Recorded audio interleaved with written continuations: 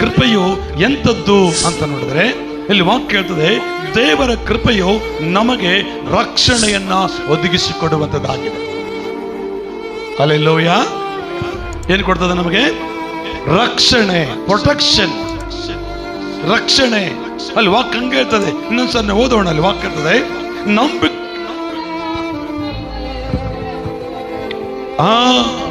ದೇವರ ಕೃಪೆ ಏನು ಕೊಡ್ತದೆ ನಮಗಂದ್ರೆ ರಕ್ಷಣೆ ಕೊಡುತ್ತದೆ. ರಕ್ಷಣೆ ಅಂದ್ರೆ ಕಾಪಾಡುವಿಕೆ. ನಾನು ಪಾಪದಲ್ಲಿ ಬಿದ್ದಿರುವ ನಮಗೆ, ಶಾಪದಲ್ಲಿ ಬಿದ್ದಿರುವ ನಮಗೆ, ರೋಗದಲ್ಲಿ ಬಿದ್ದಿರುವ ನಮಗೆ, ಕಷ್ಟದಲ್ಲಿ ಬಿದ್ದಿರುವ ನಮಗೆ, ಕಣ್ಣೀರಿನಲ್ಲಿ ಅಳುತ್ತಿರುವ ನಮಗೆ ಆತನ ಕೃಪೆಯು ನಮಗೆ ರಕ್ಷಣೆಯನ್ನು ಕೊಡುವಂಥದ್ದಾಗಿದೆ. ಆಮೆನ್. ಜೋರಿಗಳು ಹಲ್ಲೆಲೂಯಾ. ನಂಬರ್ 1, ದೇವರ ಕೃಪೆ ಏನು ಕೊಡ್ತದೆ ನಮಗೆ?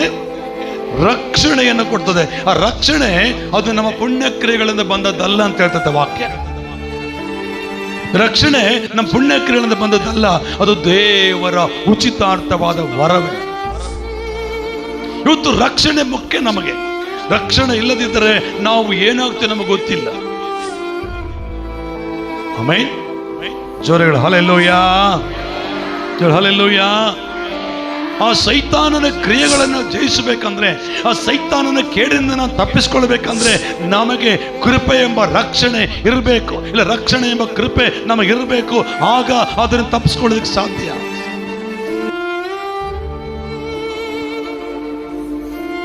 ಹಲ್ಲೆಲೂಯಾ. ದೇವರ ವಾಕ್ಯ ಹೇಳ್ತದೆ, ಕೃಪೆ ಏನು ಕೊಡ್ತದೆ ಅಂದ್ರೆ ನಮಗೆ ದೇವರ ಕೃಪೆಯು ನಮಗೆ ರಕ್ಷಣೆಯನ್ನು ಕೊಡುತ್ತದೆ. ಯೋಬನ ಜೀವನದಲ್ಲಿ ಎಷ್ಟೋ ಆಪತ್ತುಗಳು ಬಂದವು, ಎಷ್ಟೋ ಕೇಡುಗಳು ಬಂದವು, ಎಷ್ಟೋ ನಷ್ಟಗಳವಾದವು. ಆದರೆ ಅವನ ದೇಹಕ್ಕೆ ಎಷ್ಟೋ ವ್ಯಾಧಿ ಬಂದವು, ಆದರೆ ಸಾಯಲಿಲ್ಲ. ಬೈಬಲ್ ನಾವು ಓದಿದ ವಾಕ್ಯ ಗೊತ್ತಲ್ಲ ನಮಗೆ. ಯಾಕೆ ಸಾಯಲಿಲ್ಲ ಗೊತ್ತಾ? ದೇವರ ಕೃಪೆ ಎಂಬ ರಕ್ಷಣೆಯು ಯೋಬನಿಗಿತ್ತು.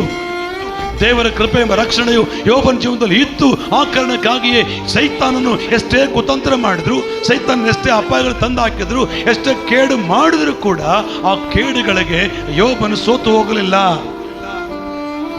ಇವತ್ತು ನಿಮಗೆ ಆತನ ಕೃಪೆ ಎಂಬ ರಕ್ಷಣೆ ಇದ್ರೆ, ಆತನ ಕೃಪೆ ಎಂಬ ರಕ್ಷಣೆ ನಿಮ್ಮ ಜೀವನದಲ್ಲಿ ಇದ್ರೆ ಖಂಡಿತವಾಗಲೂ ಆ ದೇವರ ಆಶೀರ್ವಾದ ಹೊಂದಿಕೊಳ್ತೀರ.